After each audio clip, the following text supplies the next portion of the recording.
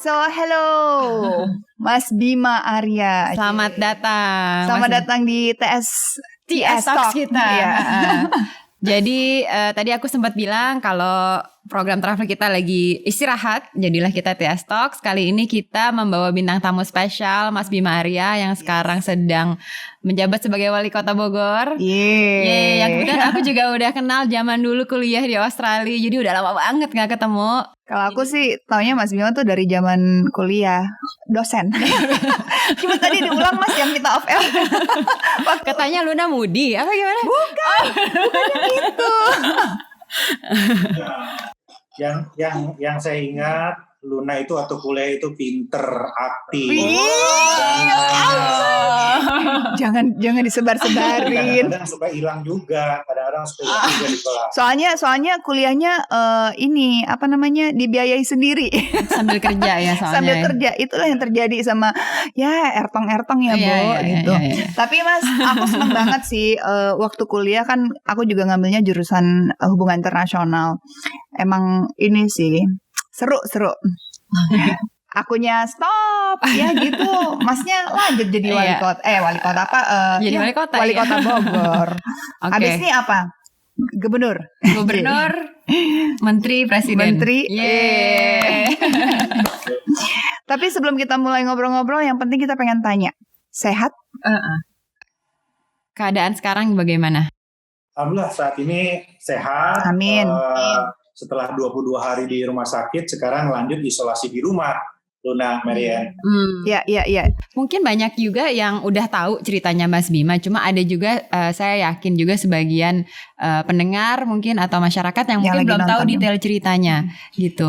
Awal kenapa bisa kok tiba-tiba positif COVID-19 ini gimana sih Mas? Ya, jadi ceritanya saya waktu itu berangkat kunjungan ke Turki dan Azerbaijan.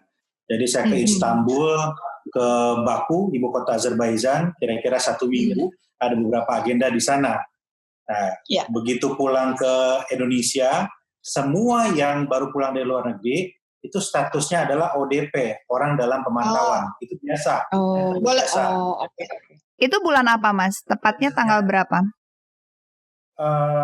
Itu saya berangkat tuh kira-kira tanggal 9 Maret. Oh, jadi baru bulan lalu ya? Iya, baru bulan lalu.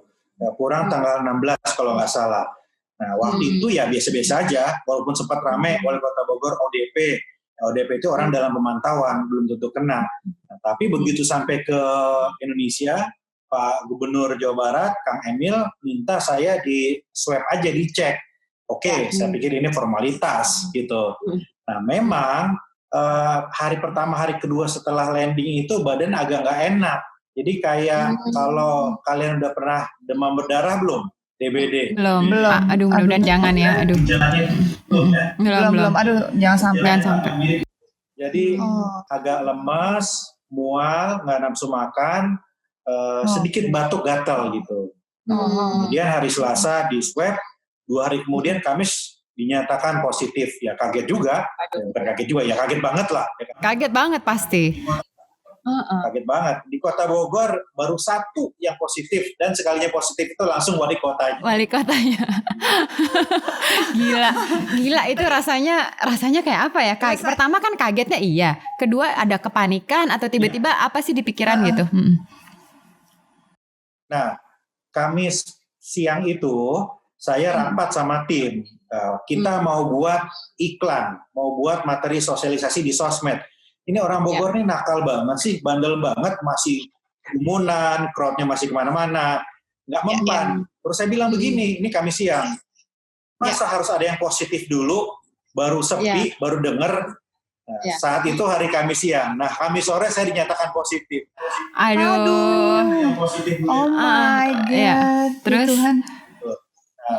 Terus terang saya kaget, tapi ya sudah, harus kuat, harus tegar, harus sabar, langsung ngasih tahu istri, kemudian yang paling berat, momen paling berat adalah ngasih tahu anak-anak. Anak-anak duduk di meja makan, dua-dua, kemudian saya pelan-pelan, saya hati-hati saya sampaikan, tapi tetap aja anak-anak nangis. Nah, bahkan yang perempuan, Kin, SMA kelas 1, begitu saya cerita dia nangis, dia langsung bilang, "Can I hug you? Saya boleh peluk nggak?"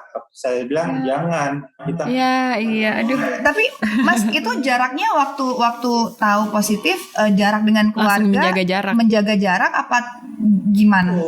Langsung jaga jarak. Saya bilang, kalian jauh-jauh semua, jadi ngomongnya 2 meter, 3 meter. Nah, terus saat itu agak diskusi dibawa kemana. Ada yang nyaranin dibawa ke Jakarta, tapi saya milih, ya masa wali kota Bogor dibawa ke Jakarta? Ya saya bilang, udah di Bogor aja, di rumah sakit daerah kota Bogor.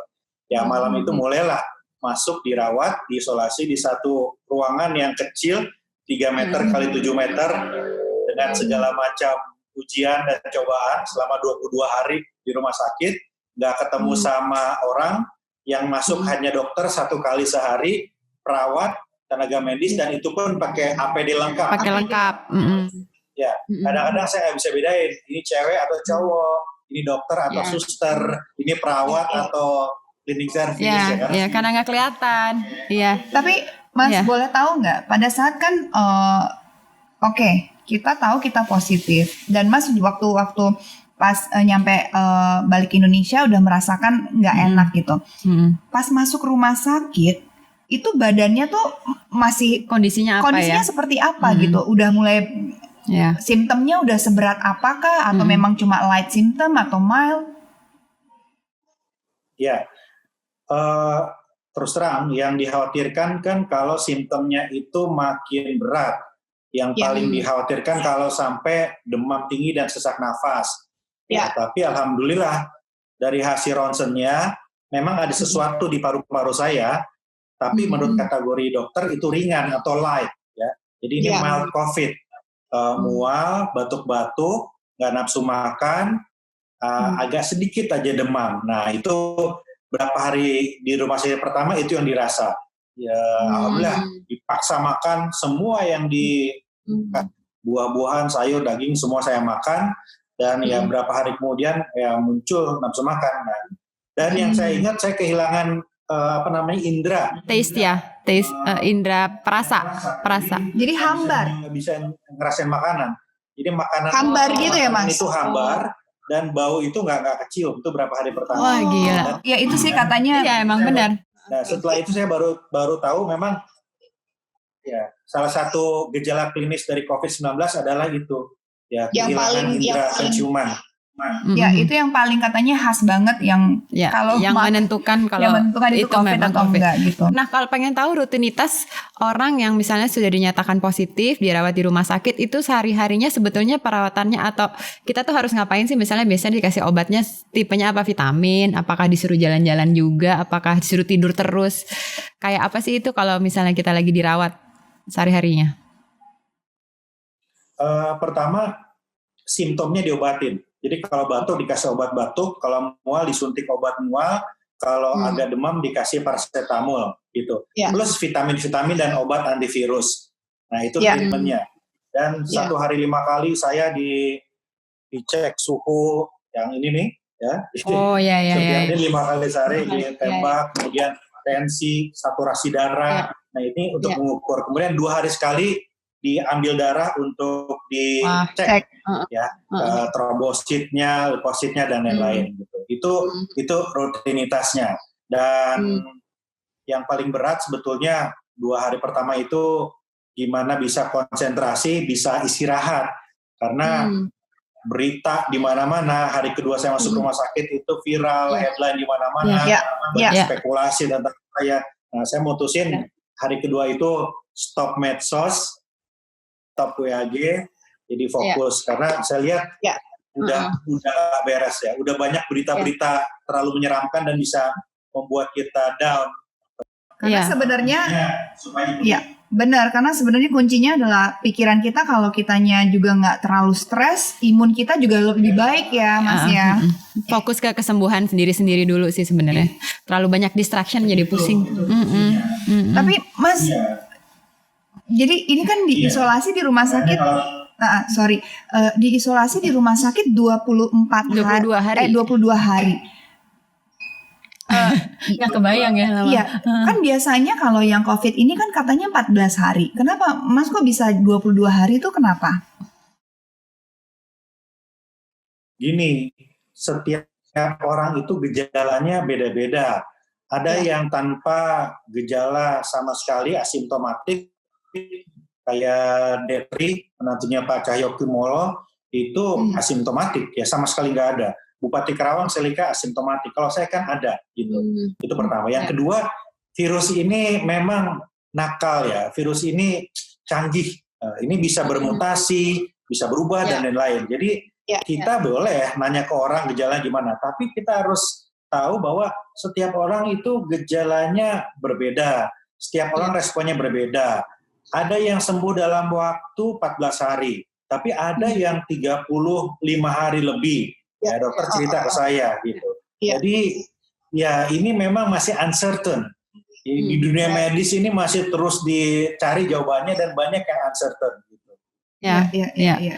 Tapi yang penting sekarang udah senang, mungkin setelah 22 hari dites udah negatif, akhirnya diperbolehkan pulang, mungkin udah kondisinya juga udah fit ya. Jadi disuruh pulang tapi disuruh isolasi lagi di rumah selama 14 hari. Nah, kalau isolasi di rumah sendiri itu self isolate, tetap nggak boleh ketemu keluarga atau sudah boleh udah boleh seperti normal kayak yang penting dalam bareng, rumah atau belum. Jadi apa tuh, gimana tuh self isolasinya? Enggak. Masih sendiri juga? Saya masih di kamar, nggak ada kontak sama anak istri, makanan diantar di pintu, saya ambil di pintu, kemudian baju saya cuci sendiri di kamar mandi, saya bersihin sendiri, spray saya ganti sendiri, bantal saya ganti sendiri. Saya ingat terakhir kayaknya waktu kuliah tuh ganti spray sama bantal. jadi anak muda lagi.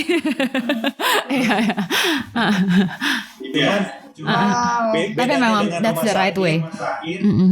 Di sini saya bisa lari. Jadi bedanya dengan rumah sakit, saya tiap pagi bisa lari. Jadi tadi pagi lari, bentar. Ya, saya suka ngelihat kadang-kadang suka memang ikut acara lari ya, suka dapat medali segala macam. Memang hobinya salah satu olahraganya adalah lari ya. Itu bagus banget. Jadi biasanya waktu Tapi Mas boleh ini nggak kasih sedikit apa ya? Kira-kira di saat situasi seperti sekarang ini, Mas kan udah dalam keadaan yang sudah pernah positif nih, dan sekarang udah negatif, udah dinyatakan sembuh gitu. Buat teman-teman ataupun yang lagi dengerin, yang lagi nonton, boleh nggak? Maksudnya kan Mas sudah ngerasain langsung dan ngalamin langsung. Kita nih yang belum, harus ngapain sih supaya jangan sampai terkena virus ini, ataupun misalkan mungkin ada yang masih nyepelein kan? Iya gitu. Yang pertama, saya cuma mau bilang, untuk kamu yang hari ini bosan di rumah, yang hari ini gabut, ya, boring di rumah, nggak kuat, pengen jalan keluar, pengen hangout keluar, percayalah, begitu kamu keluar dan terpapar COVID-19 dan harus dirawat di rumah sakit, hal yang paling kamu mimpikan dan rindukan itu cuma satu, pulang ke rumah. Gitu. Iya, itu benar banget. Benar. Jadi sebosan-bosannya di rumah, emang lebih paling enak di rumah. Itu nggak ada artinya dibanding 22 hari di rumah sakit, ya. Benar. Udah, nurut aja deh sama pemerintah, ya, nggak usah macam-macam. Kecuali ada darurat, ada urgent, harus betul-betul keluar ya boleh, tapi pakai masker. Itu pesan saya. Itu yang kedua. Nah, yang ketiga, virus ini menurut saya menyerang pikiran dan perasaan, baru kemudian pernafasan dan paru-paru. Jadi it's all about mindset. Ya, setuju. Kita, mental kita. Kita bisa psikosomatis loh. Tiba-tiba berasa sesak, tiba-tiba berasa demam, gitu.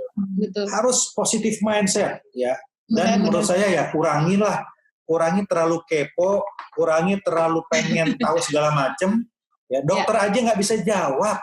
Dokter aja nggak bisa jawab sekarang. Terus kita mau jadi dokter spesialis, ya pengen tahu apa obatnya dan gimana menghindarinya, nggak bisa. Gitu. Iya, betul. Terus satu lagi menurut saya ada yang salah kaprah. Sekarang orang giat olahraga segala macam. orang dengan imunitas tinggi dan bugar itu nggak menjamin nggak terpapar loh. Betul. Atlet basket, pemain bola, Ya. banyak olahragawan itu kena. Jadi itu tidak membentengi. Tetapi kebugaran kita menentukan bagaimana kita bisa survive. Kebugaran kita menentukan tingkat kesembuhan kita. Itu poinnya. Betul. Wah, Aduh, thank you banget. enak, poinnya jelas, Iya. singkat to the point. Dan apalagi maksudnya udah dijelasin sama orang yang udah pernah merasakan Mas nggak udah pernah enaknya. ngerasain langsung dan tahu nggak enaknya bagaimana 22 hari di rumah sakit, setelah pulang juga masih isolasi 14 hari di rumah gitu. Iya. Tapi kita senang akhirnya udah sembuh, yang penting udah bisa pulang ke rumah. Mungkin kita ganti shift, kita pengen denger, ini kan tadi cerita inspirasi bagaimana surviving COVID lah ya. Dan share kira-kira apa aja pesan-pesan yang baik untuk kita share ke orang lain. Nah, mungkin kita sebenarnya pengen tahu, kan tadi aku bilang aku terakhir mungkin ketemu pas zaman mahasiswa kuliah gitu. Aku pengen tahu what happened after. Kenapa tiba-tiba masuk ke dunia politik, running jadi wali kota, itu mungkin ceritain secara singkat. Jadi mungkin ada orang yang ada inspirasi, I want to be in that position, karena I think when you're in that position you can share more things lah. Maksudnya lebih banyak hal yang you can you can make an impact gitu. Kayaknya kan ya dengan with your position gitu. Jadi coba diceritain journey-nya gimana dari zaman kuliah sampai akhirnya sekarang. Wah, panjang banget ya dari zaman. Iya, oke, singkat. Short story, long story short.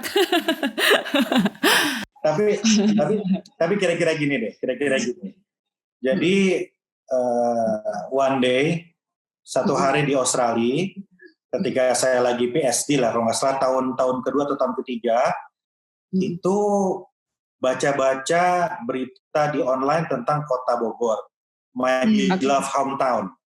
Di situ agak sedih. Kota yang dulu saya tahu sebagai kota hijaunya karena taman, kok sekarang dapat gelar kota sejuta angkot. Oh my god. Iya, benar. Kok sekarang jadi banyak sampah. Iya. Itu kira-kira tahun 2004-2005. Mulailah kemudian kepikiran sedikit, kayaknya I have to do something for my beloved hometown. Nah, saat itu mulai kepikir, ya itu babak pertama tuh. Nah, terus kedua, ketika pulang dari Australia, jadi pengamat politik, jadi konsultan, banyak bicara di conference, keluar kota, traveling, keluar negeri, bicara segala macam gitu. Terus padat banget jadwal dari pagi, siang, sore, malam, interview, TV ini, TV itu, media ini, media itu. That was for 2 years lah kira-kira ya. Nah, sampai one day tiba-tiba saya duduk di tempat tidur, terus saya berpikir, I don't have me time. Saya nggak punya me time. Dan saya juga nggak bisa berbuat sesuatu untuk kota kelahiran saya. Saya bilang, I cannot imagine for the rest of my life, I'm going to do this.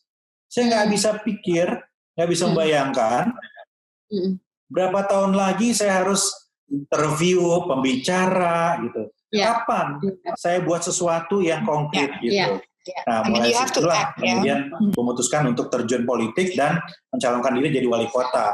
Ada saatnya berjuang dengan doa, ada saatnya berjuang dengan kata-kata, dengan lisan, and now it is time untuk berjuang dengan tangan. Nah, gitu. Aduh, mantap. Aku juga sebenarnya pernah jadi anak Bogor loh, kan aku SD-nya di Bogor. Jadi zaman aku sekolah di Bogor, memang Bogor masih hijau dan dingin, dan kemana-mana masih gampang. Di mana? Dulu Bogor. aku sekolah di Bogor, di RP Regina Pacis. Tapi Mas, itu awal mulanya untuk terjun ke dunia politik sampai akhirnya sekarang menjadi wali kota Bogor. So far gimana? What do you think about Bogor sekarang? Bogor sekarang gimana? Saya kangen loh sama Bogor. Dulu tinggal di Bogor, saya senang banget soalnya dingin. Terus emang hijaunya itu bener banget. Saya setuju. Ada kebun raya Bogor, terus tempat-tempat ininya makanannya enak-enak. Saya tulis semuanya, pengalaman jadi wali kota 5 tahun, ini kan periode kedua. Saya tulis semuanya di buku ini. Wih. Aduh, mantap. Abdi Bogor. Abdi Bogor. Oke, ini bukunya namanya Abdi Bogor by Mas Bima Arya. Bisa dibeli di toko buku ya, atau beli online pasti ada lah. Gitu. Oh, oke, menarik. Jadi di situ saya cerita gimana beratnya membangkitkan percaya diri orang Bogor terhadap kotanya. Ya. Bilang masa kita dikenal sebagai kota sejuta angkot, nggak bisa. Jadi mulailah rebranding, menuju kota sejuta taman. Langkah pertama yang saya lakukan adalah memperbaiki public facilities. Jadi kita ingin warga Bogor menikmati taman-taman seperti taman-taman di Melbourne, taman-taman di Adelaide, gitu. Jadi betul. Langkah pertama saya taman-taman direnovate, taman-taman diperbaiki. Trotoar, jalan pejalan kaki dan sebagainya. Itu langkah pertama saya. Jadi 2 tahun pertama kita fokus untuk improving public facilities yang ada di Bogor. Kalau periode sekarang gimana Mas? Tantangannya lebih besar lagi atau udah lebih enakan di sini? Ya oke. Periode pertama fokus ke public facilities, kemudian juga pelayanan publik, public services. Kita ada mall layanan publik yang salah satu terbaik di Indonesia. Nah sekarang di periode kedua kita fokus untuk nyelesain kemacetan tadi. Kita pengen buat tram di Kota Bogor dan mengkonversi angkot. Ya. Wow, keren. Ntar lagi kita pindah ke Bogor nih. Kalau udah hijau nih, wah keren banget. Oke. Wah pokoknya senang. Jadi kayaknya tadi kan bilangnya inspirasi untuk masyarakat Bogor. Tapi sebenarnya dari yang aku dengar, sebenarnya bisa jadi inspirasi untuk semua anak muda yang merasa I think they need to do something to help their hometown atau their home village misalnya, ya nggak? Jadi ini tuh bisa buat siapa aja sebenarnya. Itu yang mungkin kita harus petik kali ya tadi dari omongannya Mas Bima gitu. Siapapun dari kota apapun, dari daerah manapun, you can do something and you can make a difference lah intinya ya. Iya. Jadi sekarang ini nggak ada zamannya lagi pemerintah itu sendiri, nggak bisa. Pemerintah itu harus kolaborasi dengan komunitas, dengan anak-anak muda, dengan saintis, dengan entrepreneurs, dengan pengusaha. Nah, di sini sebetulnya celah untuk teman-teman diaspora untuk masuk. Ya, pilihannya ya nggak harus jadi pegawai negeri, nggak harus juga terjun politik. Ya, tapi saya banyak dibantu oleh teman-teman dari luar negeri untuk buat desain misalnya, desain public facilities, kemudian bangun sistem IT-nya. Nah sekarang tuh ruang itu banyak banget terbuka. Jadi it doesn't have to be politics. Nggak harus masuk politik, nggak harus masuk birokrasi. Kita bisa kolaborasi dalam banyak hal. Iya betul. Iya benar banget. Wah iya sih. Thank you banget Mas. Thank you banget Mas Bima atas waktunya. Benar-benar enak banget dengerin jawabannya. Semuanya jelas dan singkat dan padat. Kita sih sebenarnya pengen lebih lama lagi sih ngobrolnya. Mungkin next time ketemu langsung ya Mas. Biar kita ketemu langsung. Nggak ada delay. Next time kita lari di Kebun Raya. Lari di Istana Bogor. Boleh. Wah, boleh. Kapan kita diundang dong? Abis ini ya Mas ya, udah sehat semua kita lari ke sana. Setelah badai Covid berlalu, kita lari di Istana Kebun Raya. Kita bikin program tentang Bogor. Mungkin banyak yang belum begitu tahu. Traveling di Bogor. Iya, Travel Secret Bogor. Yes, Travel Secrets in Bogor. Tapi tour guide-nya langsung sama Mas Bima. Iya. Oke. Ya udah, so that's it I guess for today segmen kita kali ini bersama Mas Bima Arya, Wali Kota Bogor. Kita sangat senang banget denger kalau dia sekarang udah sehat, sudah pulang ke rumah dan terus membantu meningkatkan kesejahteraan masyarakat Bogor juga. Semoga menjadi inspirasi untuk semuanya yang mendengarkan. Dan mudah-mudahan juga banyak juga yang bisa lebih punya inisiatif untuk membangun negeri ini tidak hanya harus berada di sistem tapi juga hand in hand ya dari dari spesialtinya sendiri-sendiri. Benar-benar. So next episode sama Mas Bima kita ke Bogor ya Mas. Tinggal diundang aja kita nanti setelah Covid berlalu. Pokoknya stay healthy Mas, stay happy, salam buat keluarga dan tetap semangat terus. Update kita terus bagaimana. Thank you so much for your time. Thank you Mas. See you next time. Bye. Assalamualaikum. Terima kasih.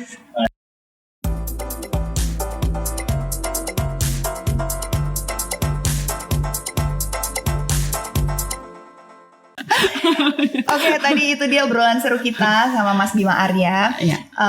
Bisa dibilang beliau ini adalah salah satu yang selamat atau bisa survivor. Iya, dan enaknya dia bisa membagikan semua pengalamannya dia. Jadi kita juga semakin berhati-hati kalau kita tahu kalau sakit itu paling nggak enak. Benar. Jadi kadang-kadang Jadi kadang-kadang nggak apa-apa stay di rumah, berkorban untuk semuanya yang lain. Untuk semua, kita di rumah diri bisa, kita juga di rumah bisa rebahan sambil nonton TV. Jadi ya kita syukurin aja karena ini juga cuma temporary. Jadi semoga semuanya cepat berlalu dan mudah-mudahan juga kita dalam keadaan selalu sehat dan selalu bahagia, dan mudah-mudahan setiap cerita yang kita bagikan bisa memberikan inspirasi buat banyak orang. Amin. Yes, Thank you banget. See you next episode ya.